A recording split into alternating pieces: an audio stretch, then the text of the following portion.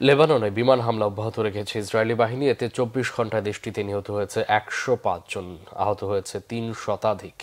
লেবাননে হিজবুল্লাহর ২০ শীর্ষ নেতাকে হত্যা করা হয়েছে বলে দাবি করেছে ইসরায়েল।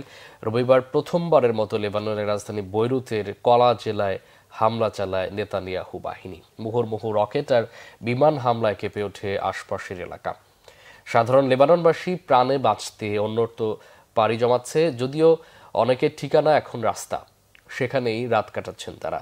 স্থল অভিযানের জন্য সীমান্তে সেনা সংখ্যা বাড়াচ্ছে ইসরায়েল। যে কোনো সময় হতে পারে অভিযান। এদিকে লেবাননের পাশাপাশি পশ্চিম ইয়েমেনে হুথি বিদ্রোহীদের লক্ষ্য করে বিমান হামলা চালিয়েছে ইসরায়েল। হামলা চালানো হয় রাস ইসা ও হোদেইদা সমুদ্র বন্দরে। ইসরায়েলের এসব হামলায় কমপক্ষে ৪ জন প্রাণ হারিয়েছে, তাদের মধ্যে ৩ জন বিদ্যুৎ প্রকৌশলী ও ১ জন বন্দরকর্মী। এই ঘটনায় নিন্দা জানিয়েছে ইরান।